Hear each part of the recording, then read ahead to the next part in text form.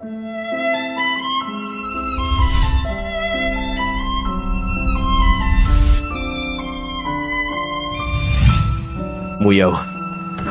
ang galing mo talagang sumayaw. Halika dito.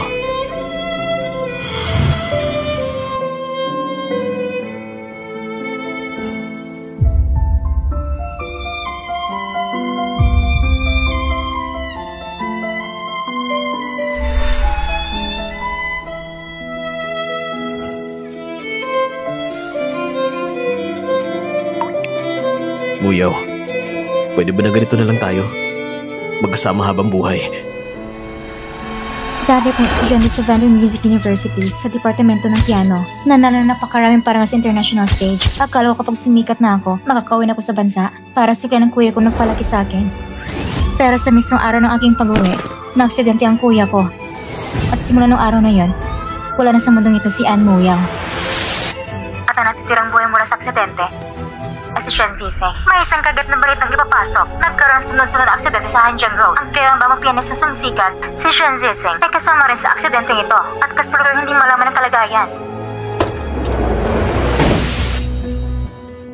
Doc, kumusta na po siya? Nabalian siya dyan ng pasyente. Nagdulot ng likido sa dibdib at maraming organong napunit. Critical ang lagay niya. Permana ninyo.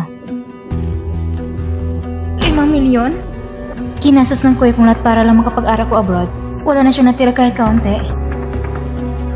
Pwede po bang opera mo ng kuya ko? Ayusin ko agad ang bayad. Kailangan mo lang pumirma. Ang gastos na ito, may nagbayad na para sa'yo. Pero mga susunod na pangbayarin, kailangan ng panghandaan. Sino nagbayad? Yung ginawang nandun.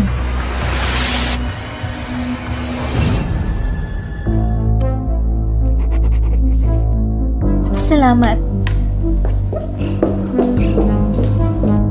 Mister. Pasensya na, Miss Ann. Sabi ng amo namin, kung talagang gusto mong tulungan siya, tulungan mo siyang gawin ng isang bagay. Akala ko noon, ako'y pansamantalang kinungkapalit ni Kuya Xiao para gumanap bilang substitute. Pero kalaunan ko lang nalaman, wala sa sanaling umuwi ako. Ako na palang ulilang-alang ng pamilya Shen. Si Shen Ziseng.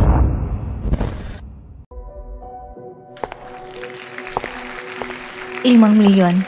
Para ipaghanap sa akin ang palabas ng iba. Napakalaki naman ang halagang ito. Shen Ziseng, ito palang batang palagi ng binabanggit ng matanda. Ang kapatid kong iba ang ina, pero sa iisang ama, talagang matibay ang buhay mo na hindi ka man lang namatay sa aksidenteng iyon. O baka naman, ang iyong pagkakakilanlan, may tinatagong lihim. Aba, ang galing ng kapatid kong ito. Kung manatili ka na lang sana sa ibang bansa tumugtog ng piano, hindi ba mas maganda? Pero hindi, gusto mo talagang bumalik at agawin ng mana. Siya pala, ang tangagibayan ng 5 milyon, totoo bang gusto lang nila akong akuin kung lugar ni Shen Ziseng at tapusin piano performance na ito? O may iba pa silang pakay? Ituloy natin. Ann Muyaw, ayoko sanang madamay ka sa gulong ito. Pero sila, dahil kumbinsido na sila na ikaw si Shen Ziseng at sila pang nagplano ng aksidente para saktan ka. Kung ganon, simula ngayon, mas mabuti sigurong hayaan ka na maging tunay na Shen Ziseng. Mr. Go, tayo ba magkakilala na noon? Siyempre, matagal na kitang hinahangaan. Ang tugtog niya, siya ba? Sino bang nagpapasok sa kanya dito? Lahat ay mula sa kilalang pamilya. Sino ba siya? Siya si Guyi Xiao, presidente ng Gu Group at siya rin ang nag-organisa ng pagtitipong ito. At tila isa rin siya sa mga tagahanga ni Miss Shen. Kamakailan lang, nagpadala siya ng proposal sa pamilyang Shen at mukhang si matandang Shen ay interesado rin suportahan ito. Ang misteryosong presidente ng Gu Group na bihirang makita. Palaging naririnig lamang ang pangalan pero hindi nakikita. Hindi ko akalaing magkaroon siya ng interes sa isang iniwang ulilang babae sa labas. Nakakatuwa.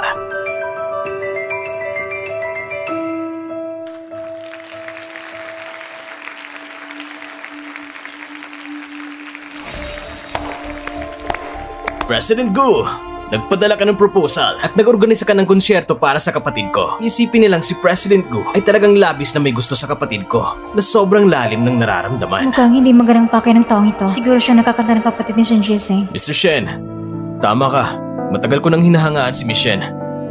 Simula pa noon, nung narinig ko ang kanyang pagtugtog sa ibang bansa, doon ko siya unang nagustuhan. Si Shen Ziseng rin ay isang pianist ng kakaulang mula sa ibang bansa? Kung ganun, ano nga bang relasyon ni Shen Ziseng at ng taong ito? Ang mas nakakagulat, Mr. Shen, ang pag-imbita ko kay Miss Shen sa konsyertong ito ay lihim dapat. Pero ikaw, Mukhang alam mo na. Gaano man kalalim, siya pa rin ay bahagi ng pamilya Shen. Kapatid, alam na ni Papa na kakauwi mo lang, kaya pinapapunta niya ako para sunduin ka pa uwi.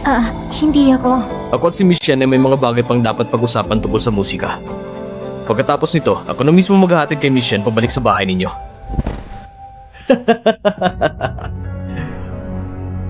President Gu, mas mabuti lang ang nais mo lang ay makipagpalitan ng kaalaman tungkol sa musika. Mahal kong kapatid, uuwi na ako at hihintayin kita doon.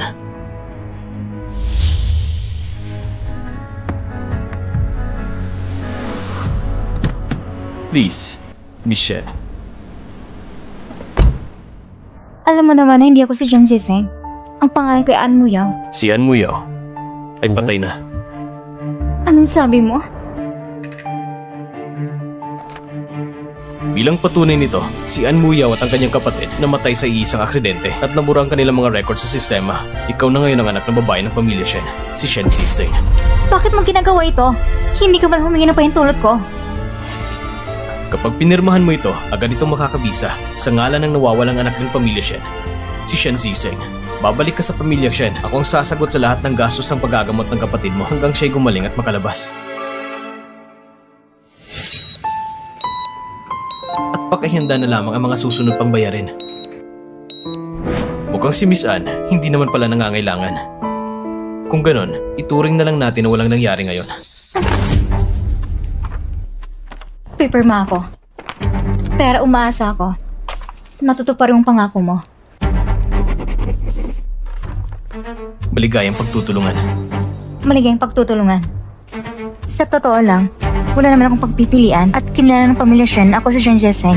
Kung hindi ko tinatanggap ang pagpirma sa kontrata ng ngayong araw, anong gagawin mo? Matalino ka rin. Ipapatanggal ko lang sa doktor ang oxygen tube ng kapatid mo. Walang hiya ka.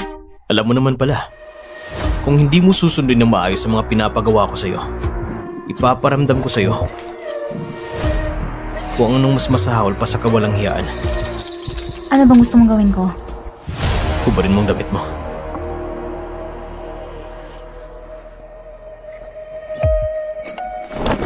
Ituloy mo.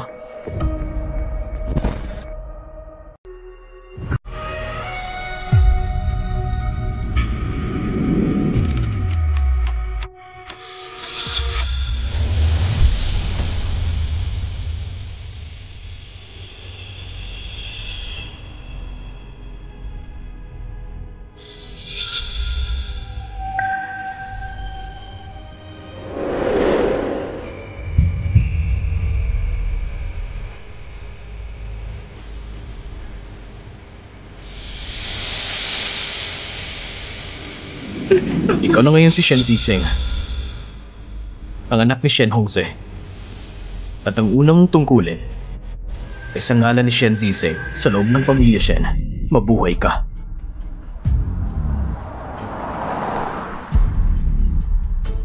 Pa! Hindi ako ang hindi sumunod sa kanya. Siya ang nakakisalumuha sa kung sino-sinong lalaki sa labas. Ayaw niyang sumama sa akin pa uwi.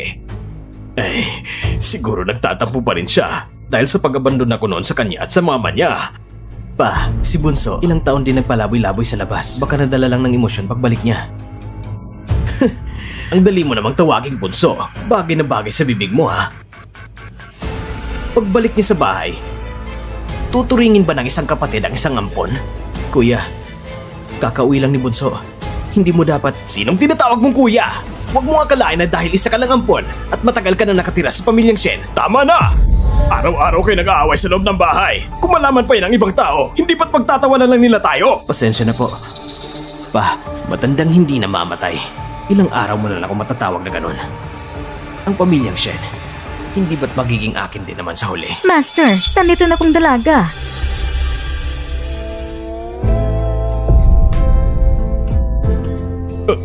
Zizeng, kasalanan ko sa inyong mag-ina.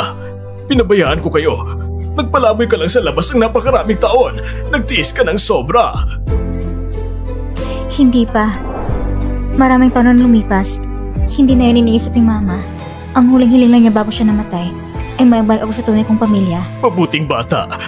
Ang ina mo. Lumisa na siya. Hindi ko nahahayaang mag-isa ka pa. Tagal ka nang magpalaboy sa labas. Ngayon nakabalik ka na. Ang pamilya Shen ay dapat mo ng pamunuan at ipamana. Ano? Ha?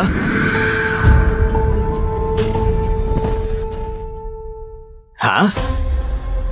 Pa, anak lang naman siya sa dati mong asawa. Babae mo lang yun. Talaga bang ibibigay mo sa kanya ang Shen Group?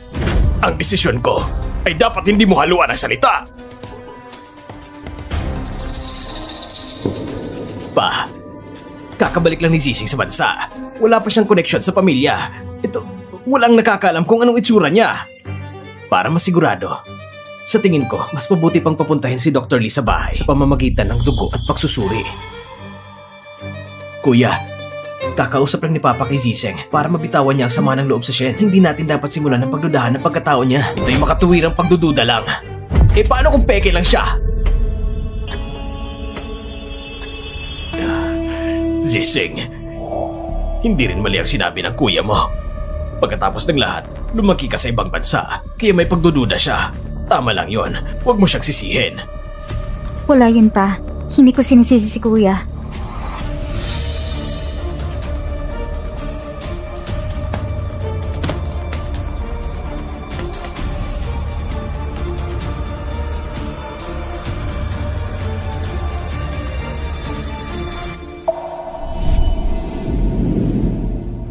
Siyak na ipapagawa sa akin ng pamilya Shen ang pagsusuri ng dugo.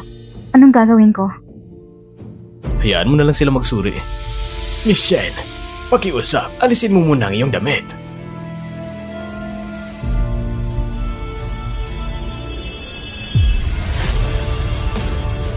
Gu Yixiao, maaari ba akong magtiwala sa'yo?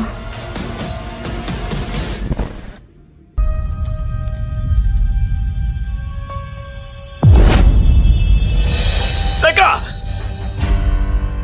Ang peklat na ito! Anak!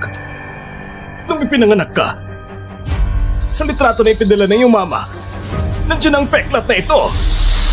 Talagang ikaw si Zixing! Ikaw ang aking anak! Hindi pa. Nakalimutan mo na ba? Sa unang araw ni Zixing sa bansa, nangyari ang aksidente sa kotse. Paano siya maaaring hindi nasaktan kahit kaunti? Ang isang peklat, hindi sapat na patunay. Mas mainam pa rin suriin ang DNA. Mas ligtas yun. Ang dami mong emosyon, Kuya. Kung hindi mo alam, maiisip mo ng aksidente ay plano mo. Maanghang ang dila mo. Ano? Bakit ka tumigil? Ang pamilya Shen, tunay nga nagmamahalan. Gu Yixiao, ito'y tahanan ng pamilya Shen. Anong ginagawa mo dito? Kamakailan lang, hindi ba nagpadala ko ng liham ng kasal? Ngayon, syempre, nandito ako para pag-usapan ang tungkol sa kasal namin ni Zixing. Ha? Pa! Ang pamilya Gu at pamilya Shen ay wala namang ugnayan. Kakauwi lang ni Zixing sa bansa at nandito agad nagpapakilala ang binata. Ito'y malinaw na para sa kayamanan ng ating pamilya. Ang Gu group namin ay hindi interesado sa kahit kaunting ari-arian ng Shen. Ikaw! Sabihin niyo nga, Mr. Gu. Bakit niyo nagustuhan ang aking anak? Palaging sinasabi ng aking ina na ang pagtugtog ng piano ay tunog ng puso. Malinaw at dalisay ang pagtugtog ng piano ni Miss Shen. Lubos akong humahanga sa kanya. Kaya habang buhay pa siya, nais kong pakasalan si Miss Shen. Sa mga nagdaang taon, ginamit ko kayong pagkakakinanlan para ipagtanggol ka mula sa maraming pagsubok ng pamilya Shen. Kung sakaling may mangyari sa hinaharap, tsak na aalaga mo si Mugyaw.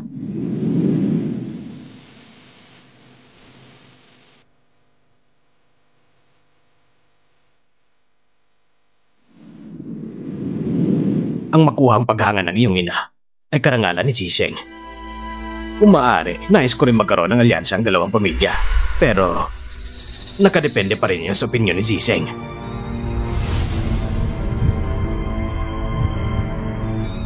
Sang-ayon ako. Sa tingin ko nga, ang babaeng ito at si Gu Yixiao ay nagkasanib puwersa para sa kayamanan ng pamilya Shen! Security! Paalisin niyo silang dalawa. Kuya, hindi pa kumpirmado ang pagkakilala ni Zixing. Anong balak mo? Hindi pa nga siya nakaupo. Ang bilis mo namang maging ulol. Tama na ang gulo mo! Ang tungkol sa aksidente, aayusin kung may mag-iimbestiga. Mr. Gu, pasensya na po sa abala. Medyo huli na kasi. Baka mas mabuting magpahinga muna kayo sa bahay ng pamilya Shen ngayong gabi. Pakiusap Tito Shen. Salamat sa pag-aasikaso. Dalhin sina Zisheng at si Mr. Go para magpahinga.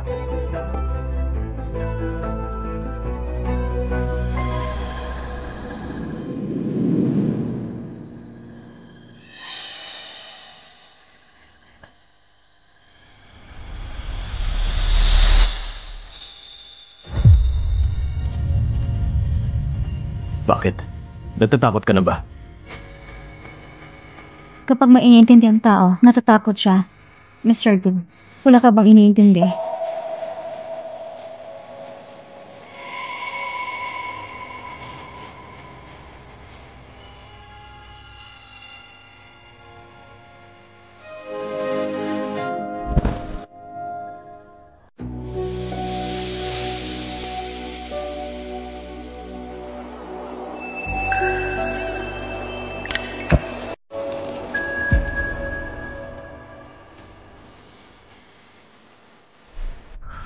Zisheng!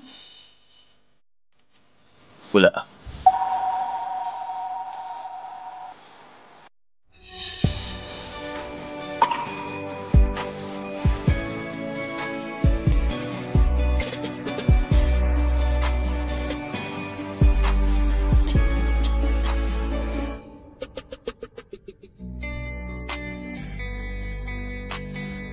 Kung pwede, Mr. Gu, mula ngayon, pwede mo kong ituro na iniintindi mo.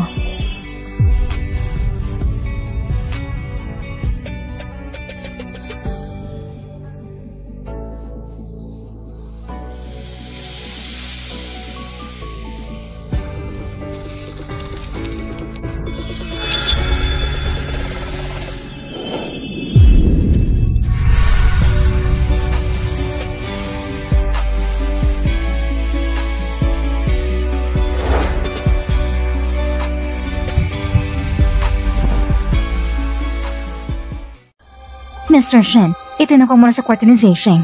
Tingnan niyo po.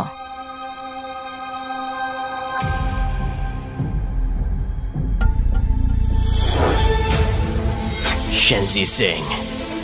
Kapag nakuha ko na ang DNA test, tsak na mapapahamak ka.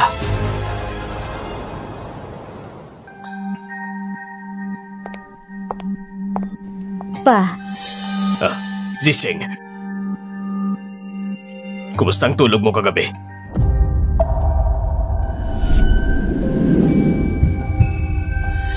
salamat pa. Kagabi, nakapagpahinga ako ng maayos.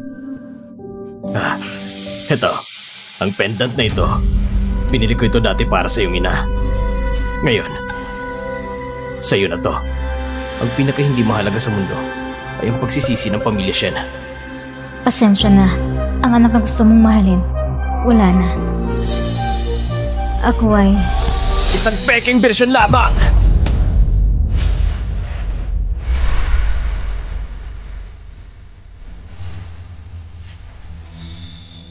Pa, kahapon si Dr. Lee nakakuha ng dugo ng babaeng ito para sa pagsusuri. Lumabas na ang resulta ng pagsusuri. Bibigyan kita ng isang pagkakataon na aminin na hindi ikaw si Shen Zisheng. Ang resulta ng pagsusuri, hindi ba lumabas na? Buksan nyo na lang at tignan para malaman natin. Sa harap ng kamatayan, matigas pa rin ang dila mo. Sige, ibigay mo sa akin ang resulta ng pagsusuri. Ngayon, ibubunyag ko ang totoong pagkatao mo bilang peking tao. Kuya Xiao, kasama ba ito sa plano mo?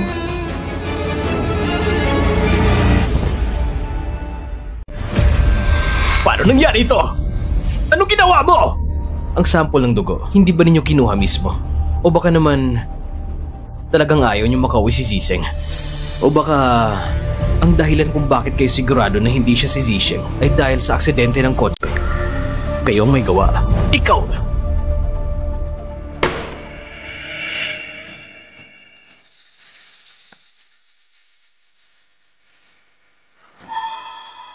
Ang sample ng dugo ay may direktang ugnayan kay Mr. Shen Hongzhe. Ang pagsusuri ay talagang mag-ama sila.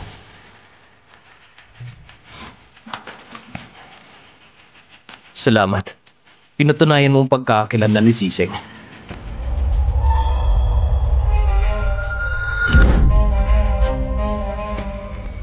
Ang mga tao sa pamilyang Shen ay parang mga hyena, hahanapin ng dugo at di bibitawan. Ako nang bahala sa bagay na ito.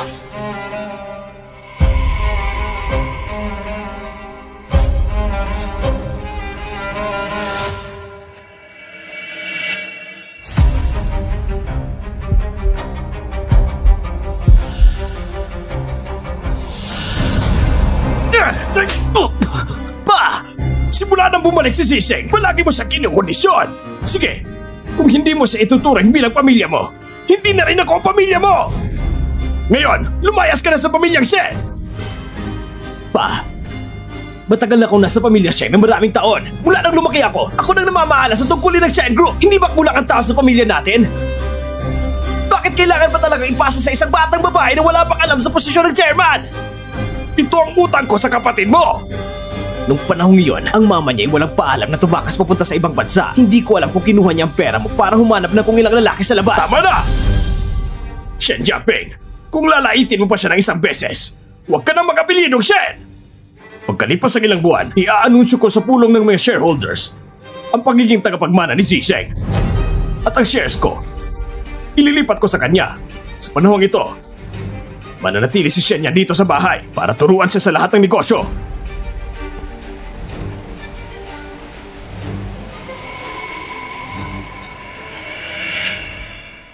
Lumabas na ang delikadong yugto ng operasyon. Ang kapatid mo na ilabas na sa ICU. Mr. Gu, salamat sa'yo. Ano, hindi mo na ba ako sinisisi sa paggamit ko sa'yo? Mr. Gu, ang pagbabalik ko sa pamilyang Shen, hindi talaga paripad ang desisyon ni Zizeng, hindi ba? Mr. Gu, kung kami sa klantor ng pamilya Shen, ikaw at si Shen Zizeng, ano ba talaga relasyon ninyo?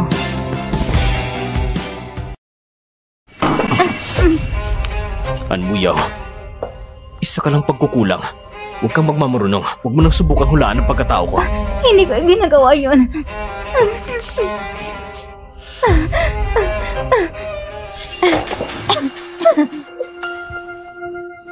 Hindi ko gustong masyadong matalinong babae. Mr. Go, simula nang iligtas mong kapatid ko, mula sa sandaling iyon, ako ay sa'yo na. Maaari mong pagkatiwala ng lubusan. Talaga ba? Kung ganon, gusto kong patayin mong lahat ng tao sa pamilyang Shen. Anong sabi mo? Kung hindi dahil sa mga plano ng pamilyang Shen, ang kuya mo hindi magiging ganito ang kalagayan. Hindi ba gusto mo rin magiganti? Para sa pamilya ko, kaya kong gawin ng kahit ano.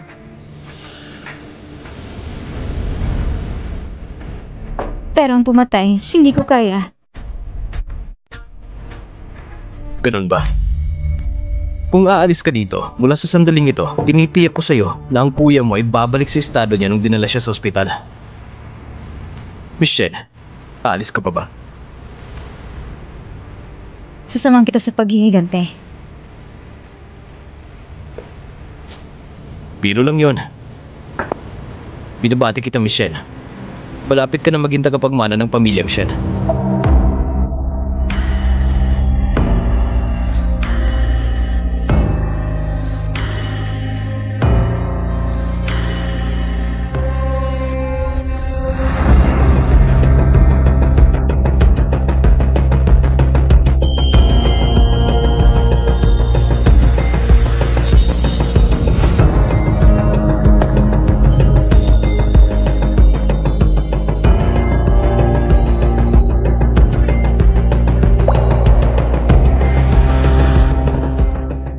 Ang gamot na ito ay magpapawala ng katinuan ni Shen niya na parang hayop.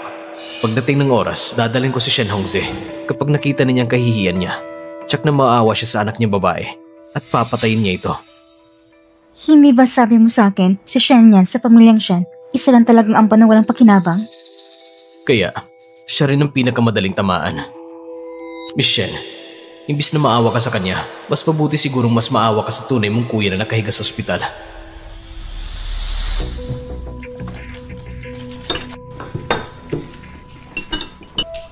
Zizeng. Kuya.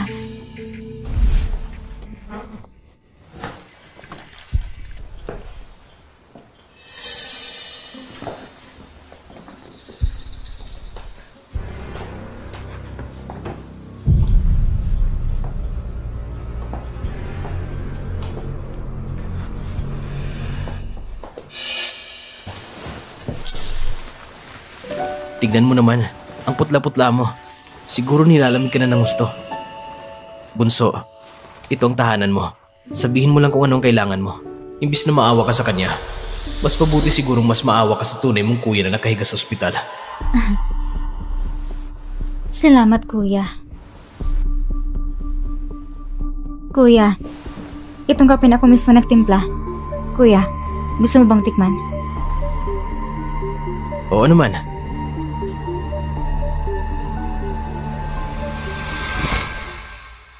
Totoo bang dahil lang sa pagbalik ni Zizeng kaya ka pumunta para tuparin ang kasunduan ng kasal? O baka naman, alam mo na ipapasok ko kay Zizeng ang Shen Group? Kung naniniwala kayo na si Zizeng ay may kakayahang magmana ng Shen Group, dapat din kayong maniwala na may kakayahan siyang pumili ng lalaki. Kung hindi siya masisiyahan, paalisin niya na lang ako sa pamilyang Shen. Sir, masama nangyari. Siyang Master Shen yan. Ano nangyari kay Shen yan? Hindi ba kasama siya ni Zizeng?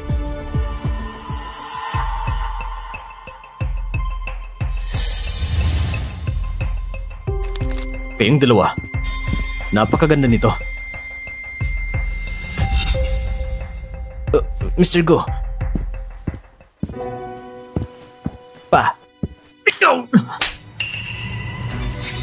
Wala ka talagang silbi! Ikaw! Wala ka talagang silbi! Pa, ano bang nangyari? Tignan mo mismo! Chairman, Secretary General Shen yan. Nagpost sa kumpanya internet na ibibigay niyo karapatan sa pagmana sa inyong anak na babae. Ngayon, nagkakagulang buong kumpanya. Maraming report na nakaharang sa pintuan. Tutubag kayo anak ng Chairman Shen at ang dati niyang asawa? Napamana sa inyong posisyon bilang paghingi ng tawad para sa pag-alis ng Madam Shen? Pinalaki kita ng ganito katagal. Akala ko lagi matalino ka, na alam na kung ano ang pwede at ano ang hindi pwede. Hindi ko inasahan. Nagagawa ka ng ganito kahanga-hangang kabobohan. Pa, wala akong kinalaman sa bagay na ito. Bigyan mo ko ng oras. Aayusin ko ito. Tama na! Kung ganito ka man kaginaw, hindi ka na kailangan magtrabaho sa Shen Group. Noon, iniisip ko ba ang pagbalik ni Zizeng? Payakan ko kayong dalawa. Ngayon, mukhang mas mabuti pang may ibang pagpipilian si Zizeng. Pasensya na. Ngayon, sumama ka agad sa akin papunta sa kumpanya. Aayusin natin ang bagay na ito sa harap ng media.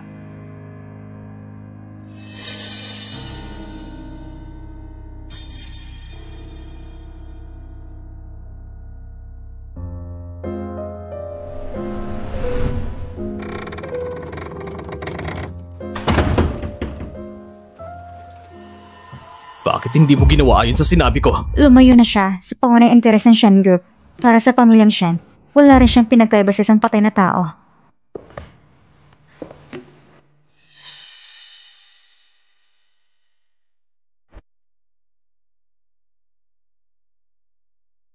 Hindi kaya nagustuhan mo na siya? At naawa ka na sa kanya? Hindi ko alam ang pinagsasabi mo.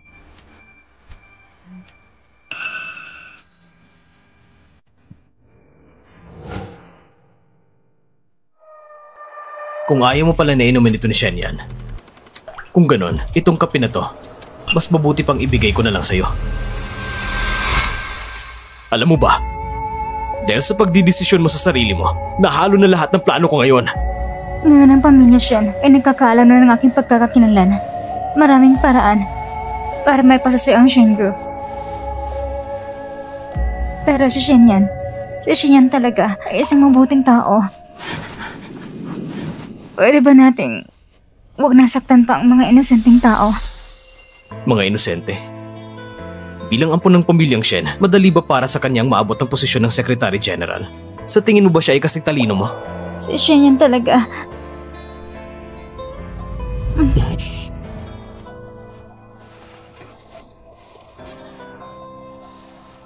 Tumingin ka sa akin na mabuti.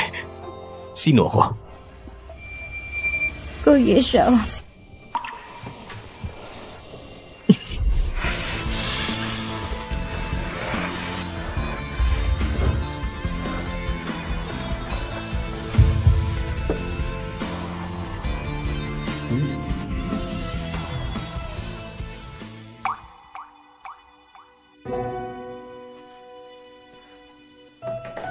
Anmuyaw, ikaw ay para sa akin lamang.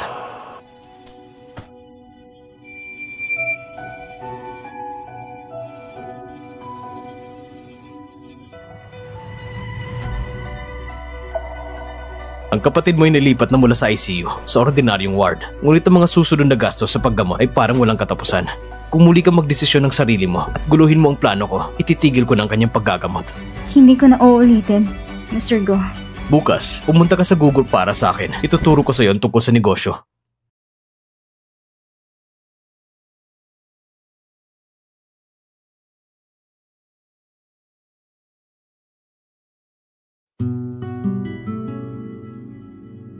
Miss Shen, maghintay ka muna rito. Darating na si Mr. Go agad.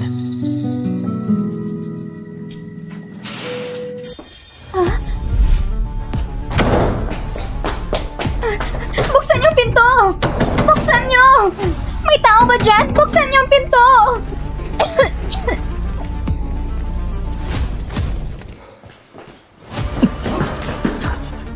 Pasensya na, Mr. Go. Sandali. Bakit hindi kita nakita kailanman dito sa kumpanya? Sabihin mo, sino nagpadala sa'yo dito? Si Shen Jiaping ba? O si Shen yan? Masama ito, Mr. Go! Yung dating inabandonan si Lin pagtanggap ay nagliliyab! Si Shen Ziseng. Nasa si Shen Ziseng? Hindi mo na siya maaabutan! Siguradong patay na siya!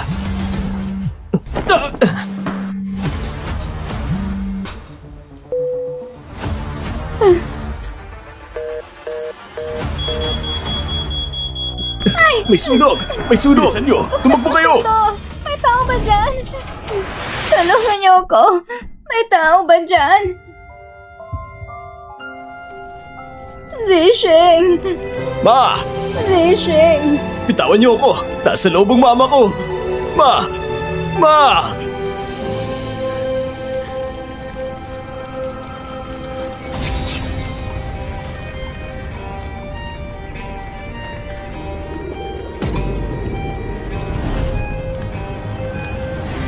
Ma!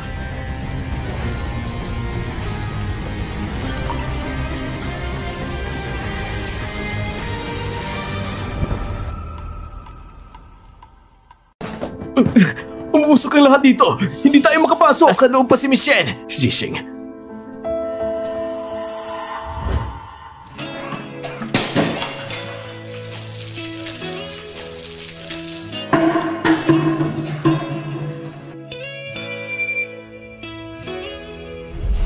Boss! Bago pa man ang aksidente sa kotse, kilala ko na si Ann Muyaw. Nung panahon yun, ang aking ina ay guro sa Vander Music Academy. At si Ann Muyaw ay isa sa kanyang estudyante. Para mailayo ako sa mga alitan, sinabi ng aking ina na ipinanganak niya isang babaeng tinatawag na Shen Ziseng. Ngunit hindi niya inaasahan na matatalo pa rin kami ng mga taong yun. Ngayon, isang emergency na ulat. Kahapon, sa Vander Music Academy, bilang nagkaroon ng apoy na nagdulot ng malabang pinsala sa dalawang babae. Dinala sa ospital para gamutin.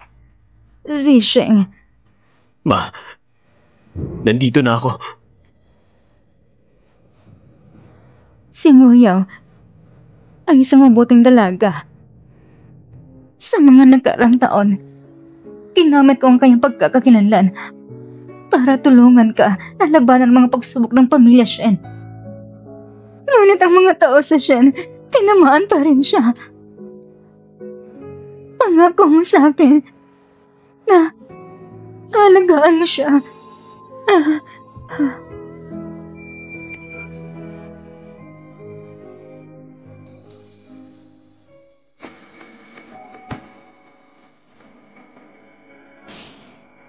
Ma!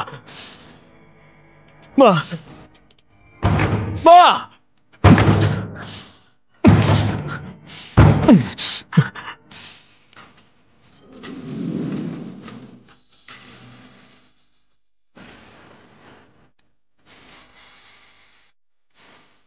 Anmuyaw, hindi ka pwedeng masaktan. Anmuyaw, gusto ko mabuhay ka. Sama-sama natin gagawa ng paraan para ipagiganti ang kuya mo at ang mama ko. Anmuyaw, sasamahan kita upang personal na masaksihan ang paghihiganti sa mga Shen!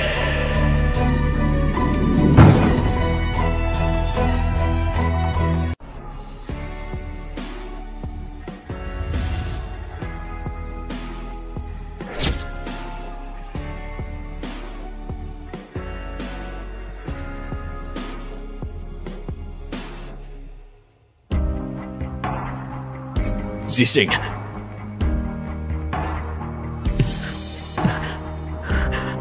Shit, Zising. Hindi kita pababayaan.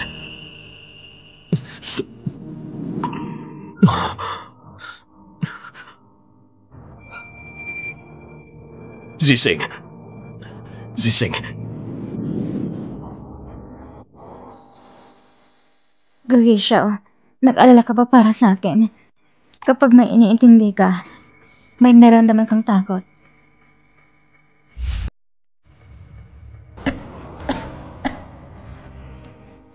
Wala na kong oras para hanapin ang pangalawang tagapagmana ng Shen. Mas mabuti pang alagaan mong iyong buhay. Kung hindi, ipapadala ko ang kuya mo sa impyerno kasama mo.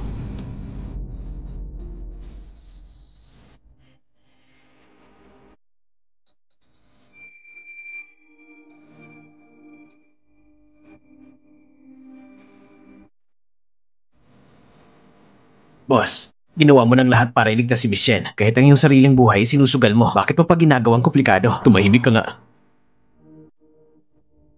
Anmuyaw, ang walang takot na tao ay hindi umiiral.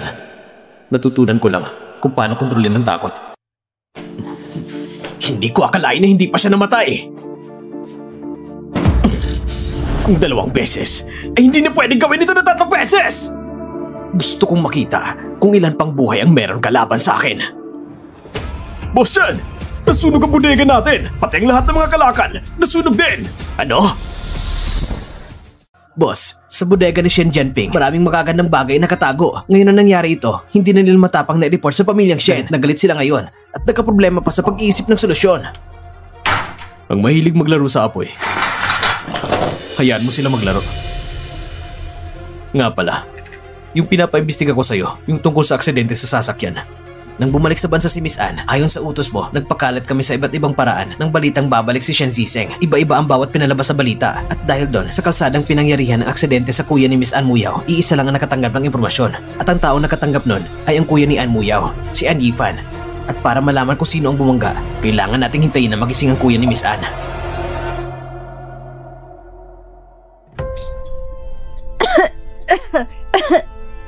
Kung mamatay ka, ipapadala ko ang kuya mo sa impyerno para samahan ka.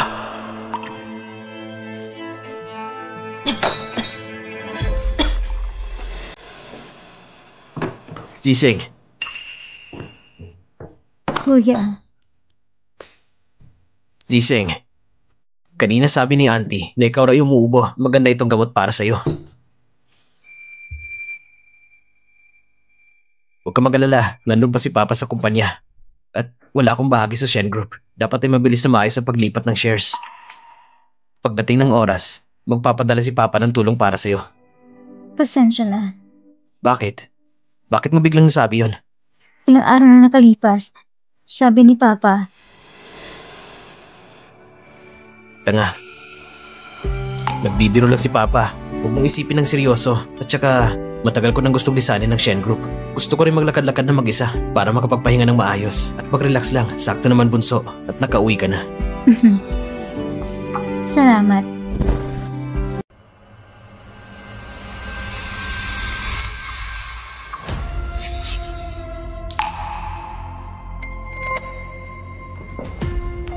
Ate, nandito na si Mr. Gu.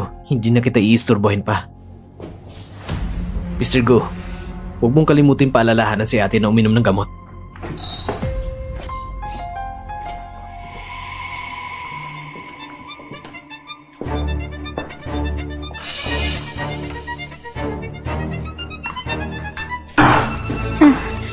Tulad ng lahat, hindi natatakot sa kahit kanino. Lahat ay kaya niya, kahit mamatay sa lason. Dumating na siya dahil narinig niya umubo ako at nagdala ng gamot. Sinilat ay katulad mo, na may sariling paraan sa lahat ng bagay. Tama. Hindi tulad ko, na tumalon sa apoy para iligtas ka. At mapapaniwala ka na lang sa murang gamot na yan. Si Shen ay nasa Shen Group bilang sekretary ng maraming taon. Alam niya ang lahat ng tungkol sa Shen Group. Ang pagkikipagkaibigan sa kanya ay makakatulong sa atin na makuha ang Shen Group. Pinapunta kita sa Shen Group para makuha ang karapatan sa pamumuno, hindi para makipagromansa. Kaya sa Shen Group, magkikipag-usap na lang ako sa'yo. Tama. Sa Shen Group, ako lang ang maaasahan mo. Wala nang iba. Mr. Gu. Nagsiselos ka ba?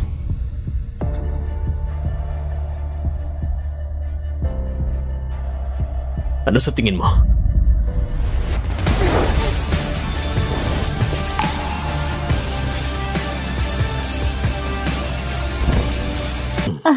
Wag. Hindi naman ito ang unang beses. Bakit ka nahihiya? Nasa silid-aklatan tayo. Maraming pwede makakakita. Hindi ba mas nakaka-excite yun?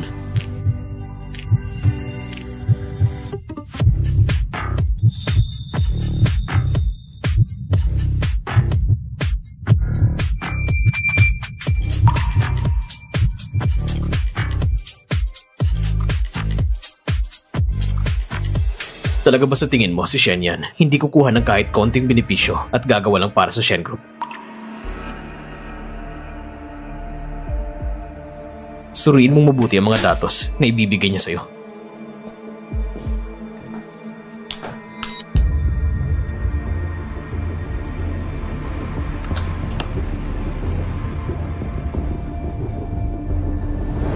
Alam mo na ba, ang alok na bahagi ng shares, talaga nabawasan ng 15%. Dapat ang kumpanya ay regular o hindi. Wala sa pamilya Shen ang inosente. Shen yan. Talaga ba isa kang huwad?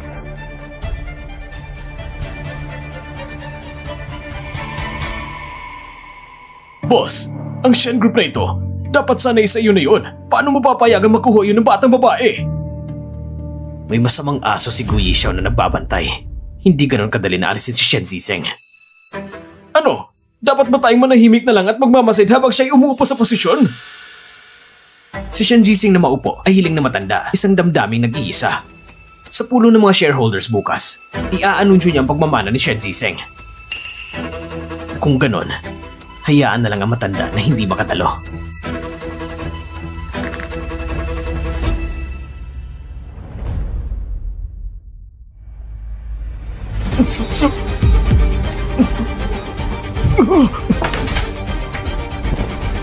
Si Chairman Shen, talaga bang ipapamana sa batang babae na bumalik sa bansa ang posisyon pag tumatanda ng tao? Hindi na kasing talino tulad ng dati eh.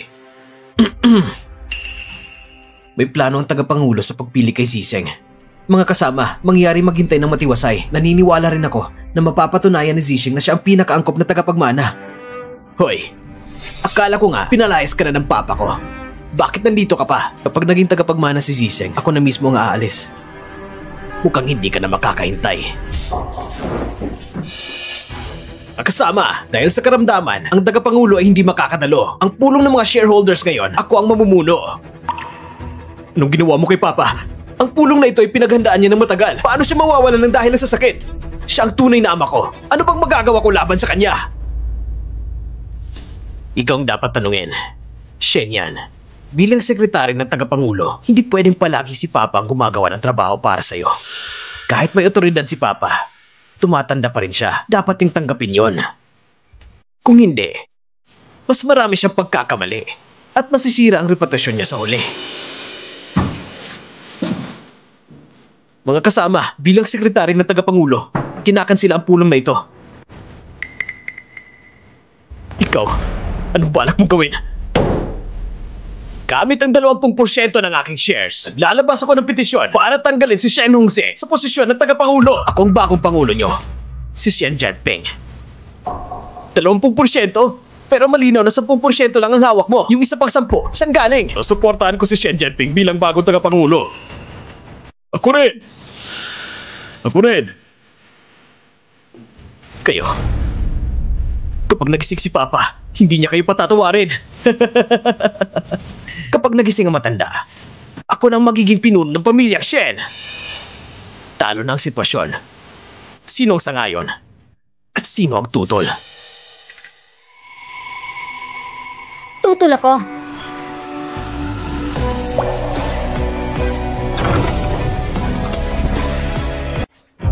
Zizeng?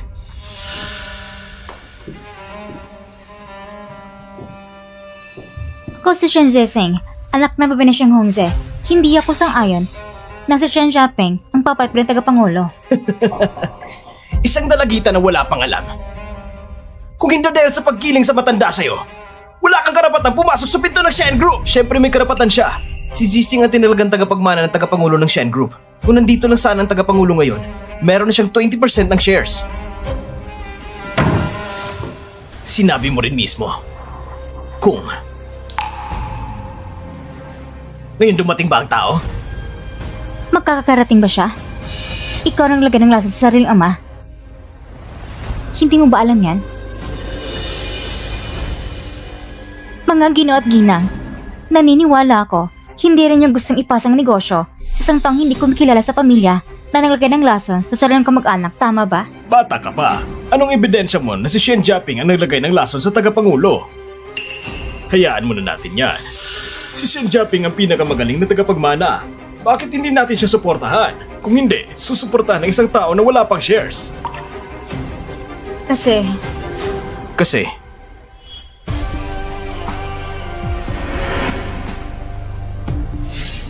nandito ako. Guyi Xiao. Ito ang shareholders meeting ng Shen Group. Wala kang karapatang dumalo. Tawagin ang security. Palasin siya. Tignan natin kung sino maglakas loob sa akin. Guyi Xiao.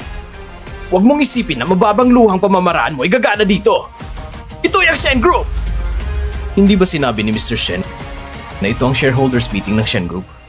Ako rin ay isa sa mga shareholders ng Shen Group. Anong sabi mo? Anong kalokohan yan? Palasin niyo na siya agad! Sa Shen Group ninyo, may nagtatago na nagbebenta ng shares. At nagkataon, nakuha ko ang 10% ng shares.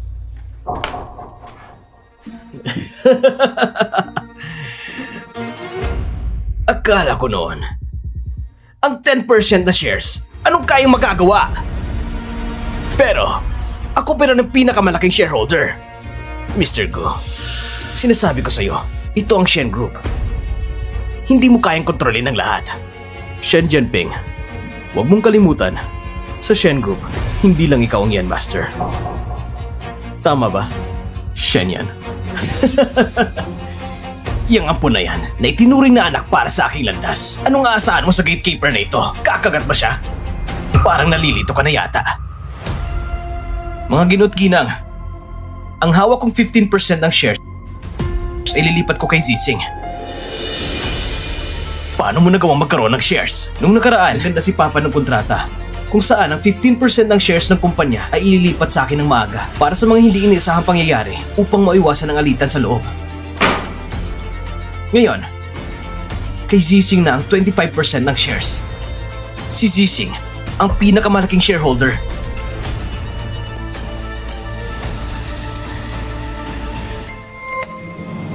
Hindi ako dinako na siya yan. Mga Ginoo at ginang, alam ko, para sa inyo, ang Shen Group ay hindi lang isang kumpanya. Ito rin bunga ng maraming taong pagsusumikap ng lahat. Para sa akin, para lang halaga nito, kaya nais kong hilingin sa inyong lahat na maghintay muna tayo hanggang sa bumalik si Papa bago magdesisyon. Ipinapahayag ko na pinagbabawal ang kahilingan ng palitan ng posisyon ng chairman.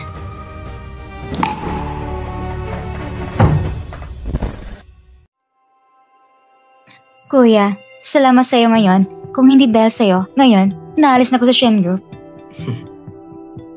Pinangako ko kay Papa na poprotektahan kita ng maayos. Alam mo ba noon, nahawak ko ang 10% ng shares.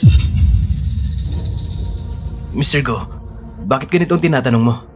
Ang 15% ng shares ay kabilang na sa Shen Group. Ang pinakamalaking shareholder, bakit sa simula pa lang, hindi mo na ipinakita ang kontrata para kansilehan ang pulong na ito? Kung ginawa ko yun, maisip ng mga shareholders ng kumpanya na ang pamana ni Bunso ay ideya lang ng ating ama. Pero ngayon, meron pa rin ako bilang kuya. May mga prestihiyo ka na rin sa kumpanya. Kung hindi, iisipin ng iba na si Shen yan ay nagkakagusto sa sariling kapatid na babae. Nagpapatawa ka ba, Mr. Go? Napakatalino ni Bunso at bilang kanyang kuya, ako ay labis na pinapangaralan siya. Hindi ko na hinihiling ang iba pa. Sa palagay ko, dapat mayroon pa kayong pag-usapan ni Bunso, Mr. Go. Sige, aalis na muna ako para hindi na ako makaistorbo. Sakto, titingnan ko muna si Papa.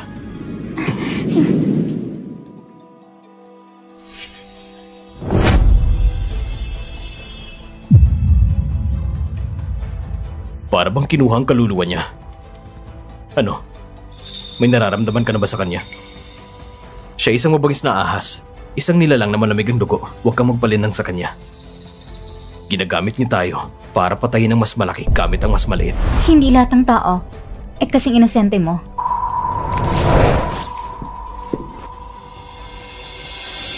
Shen yan. Mukhang mali ang pagkahusga ko sa'yo.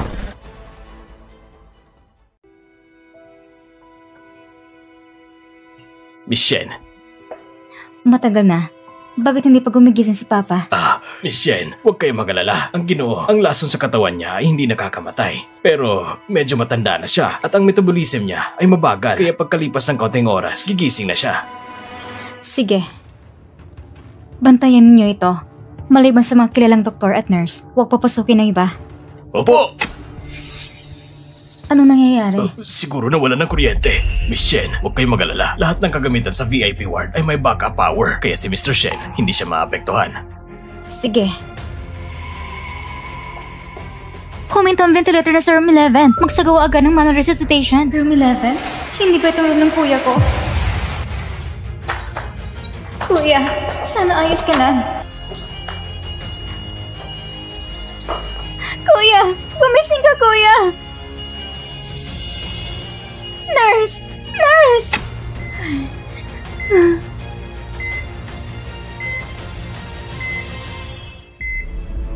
Shen Ziseng! Bakit nandito ka? Bakit nandito ka? Ako, Mr. Go. Ikaw si Shen Ziseng. Ang panganay na babae ng pamilyang Shen. Wala kang dahilan para pumunta dito para makita ang taong ito. Walang magkakaalam. Iniisip ng lahat na ako ngayon ay pumunta lang para kay Papa. Lahat ng tao sa pamilya Shen ay nakatingin sa'yo. Kung mabunyag ang iyong pagkakakilanlan, alam mo ba kung anong mangyayari sa'yo? Agos ikaw lang may mangyari sa kuya ko. Gusto mo ba na hindi ko muna magkita ang kanyang huling sandali? Kuya Xiao, pinangako mo sa akin. Sinabi mo na ililigtas mo ang kuya ko. Hindi mo pwede sirain ang pangako mo. Ang makakaligtas sa kuya mo ay mga doktor at nurse, hindi ikaw. Ngayon, ikaw si Shen Ziseng. Ang pagpunta mo dito ay makakasama lang sa kanya. Pasensya na. Nagawa ko ang ganun. Magpapadala ko ng tao na mag-aalaga sa kanya ng tuloy-tuloy. Hindi mo na kailangan mag-alala.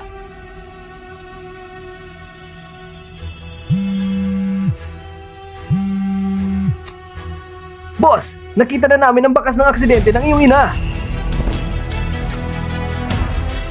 Ito yung taong nagpasiklab noon. Nagpadala na kami ng mga tao na magsusubaybay sa taong nagsiklab noon. Sige, naiintindihan ko.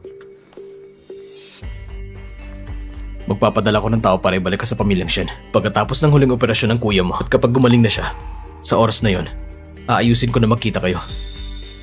Salamat, Mr. Go. Mr. Shen, ang kwarto ng Ginoo ay nasa itaas. Hindi ko alam kung mawawala ng kuryente ang elevator. Baka mas mabuting akyatin na lang natin. Mas mabuti pang pagodin siya.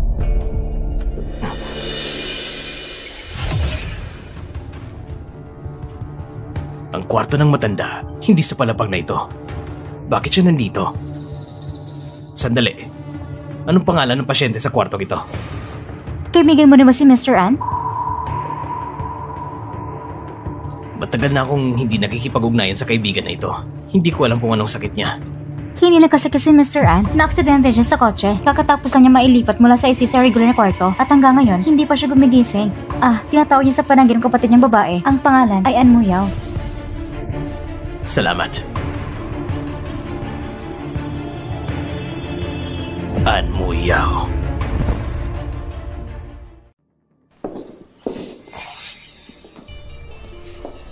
Ziseng, nandito kami para makita si Papa. Baka pwede mo kaming gabayan.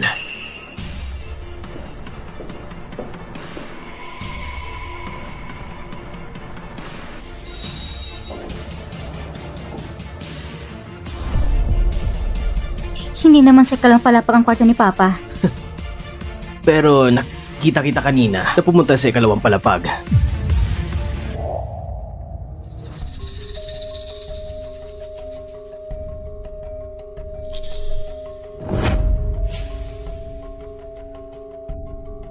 Ano? Ang bilis mo namang na-miss ang asawa mo.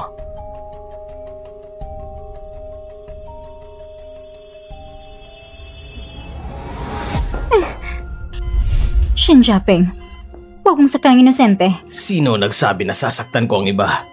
Gusto ko lang malaman. Anong relasyon mo sa lalaking ito? Wala kung anong relasyon sa kanya. Talaga? Kung ganon, gisingin natin siya at tanungin. Shen Jiaping, anong balak mo? Huwag mo siyang galawin!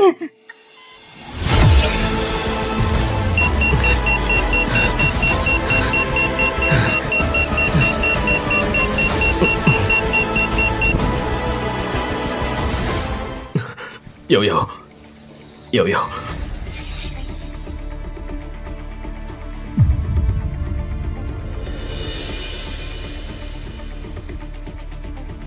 Hindi ka talaga si Shen Ziseng. Ikaw ang kapatid niya, si An Muyao. Ako sa Shen Ziseng. Shen Jiaping, kahit ilang beses mo pang ulitin, hindi magbabagong sagot ko. Huwag ka nang manakit ng inosente. Sigurado akong may ginawa ka sa resulta ng dugo. Sabihin mo kaagad sa lahat ang totoong pagkakakilalan mo. Kung hindi,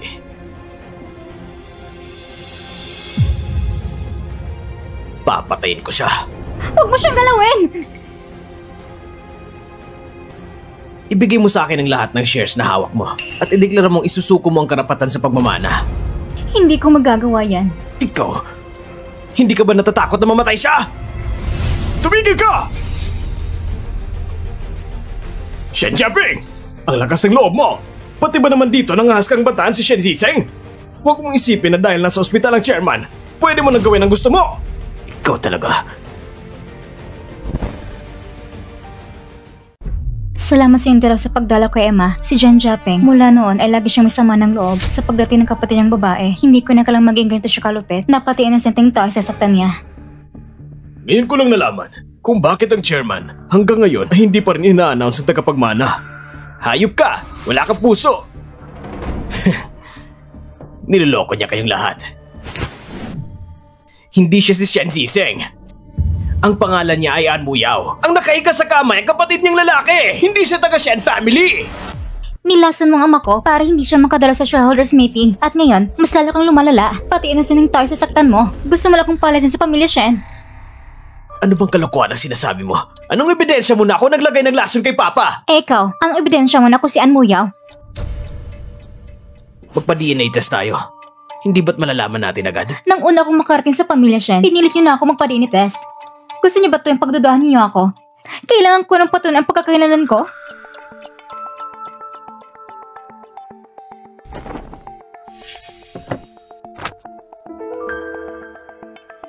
Ito ang lahat ng shares na hawak ko. Kung mapatunayan na wala kang kahit anong kaugnayan sa lalaking ito, ibibigay ko sa iyo lahat at iaanunsyo ko na tuluyan akong aalis sa Shen Group. Ngayon, hindi mo na yan matatanggihan.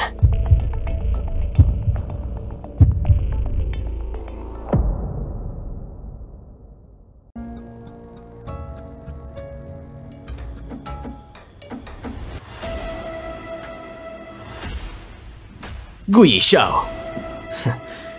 Huwag mong sabihin na pumunta ka para pigilan siya magpa-DNA test. Sinasabi ko sa'yo, kahit ano pang mangyari ngayon, ilalantad ko ang lahat ng panglilin ng nyo. Ayoko lang naman na madumihan siya ng kamay ng ibang tao.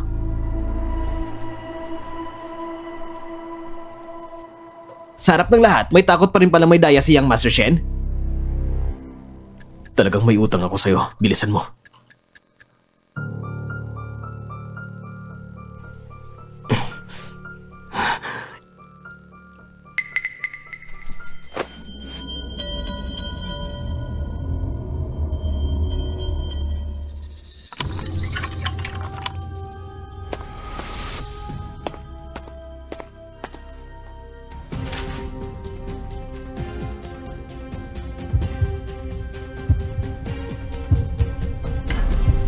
Imposible! Imposible!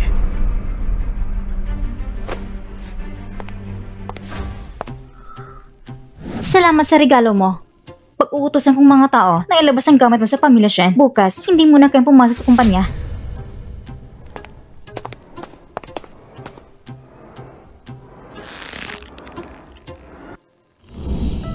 Pasensya na. Masyadong mabilis dumating si Shen Jiaping. Hindi nga ako nakaabot. Pero hindi naman lugi at nakuha mo pa ang shares. Pero, hindi ka ba dapat naghahabol ng salarin? Nang marinig ni President Gu na hinarang ka ni Shen Jiaping, agad niya akong pinabalik.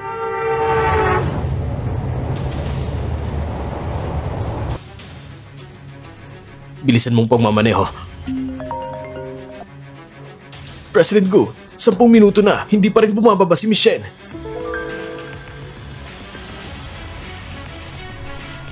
Bumalik muna tayo sa ospital. Pero boss, tungkol sa salarin sa sunog na pumatay sa ina mo, ito'y... Sabi ko, bumalik tayo sa ospital. Opo. Nakatakas ang salarin. Ikaw talaga, puro daldal. Bilisan mo, mag-imbestiga ka na. Opo. Salamat sa iyo. Imbis na pasalamat lang, mas mabuti siguro may gawin ka rin totohanan para ipagdiwang ang tagumpay natin ngayon.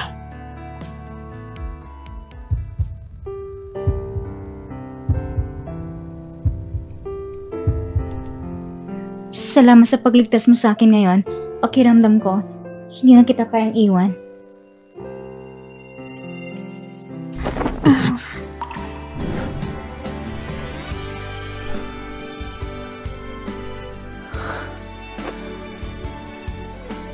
Pwede mo bang sabihin sa akin ang tungkol sa pamilya Shen?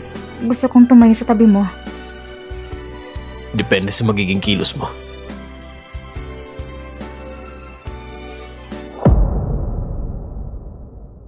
President Shen, ito ang impormasyon tungkol kina An Muyao at An Yifan.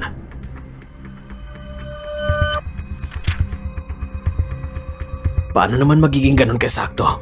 Yung aksidente ay sakto pang kaibigan niya. Salamat sa regalo mo. Ipapapahanda ko na ilabas ang mga gamit mo sa bahay ng Shen. Bukas, hindi mo na kayang pumasok sa kumpanya. Shen Ziseng, hahanapin ko talaga ang tunay mong pagkakakilanlan!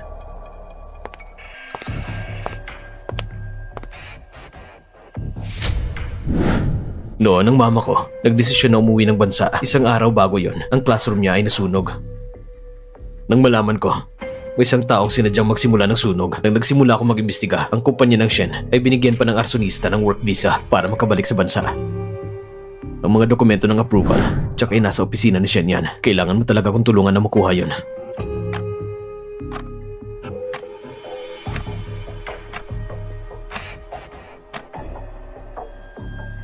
Mr. Shen, nandito si Miss Shen para kausapin kayo. Nasaan siya? Nasa opisina niyo po. Naiintindihan ko.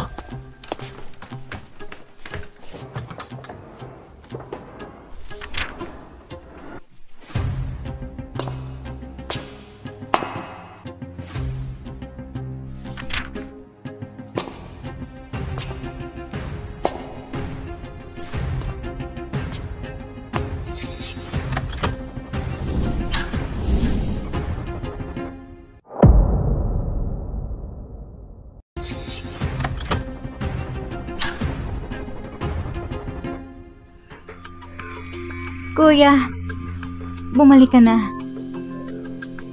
Matagal ka ba naghintay? Sige, umupo ka muna. Bunso, tamang-tama. May gusto kong pag-usapan sa'yo. Ano yon? Itong resignation letter ko. Resignation letter? Hindi pagising si Papa, bakit biglaan naman? Noon, nung una akong kupkupin ni Papa, ang hangarin niya ay sanayan ako bilang assistant ang magiging tagapagmana ng Shen Group. Ngayon naman, naipasa ko na sa'yo ang buong Shen Group. Panahon na para gawin ang sarili kong bagay. Hindi pa sapat ang prestiyo mo sa pamilya Shen. Kailangan mong gamitin na mabuti si Shen yan bilang isang piraso ng laro. Pasensya na kuya. Hindi ako papayag. Alam mo rin naman na hindi na matatag ang loob ng mga tao sa Shen Group. Kung magre-resign ka pa ngayon sa ganitong sitwasyon, magiging parang buhangag na buhangin ang buong Shen Group. Kuya, pakiusap, tulungan mo na lang si Bunso. Huwag kang mag-resign. Pwede ba? Sige na. Dahil nakiusap ka, mananatili ako para tulungan ka. Magdaos pa tayo ng ilang salon events para mapatatag ang moral at mapalawak ang negosyo ng kumpanya. Ang bait mo talaga, kuya.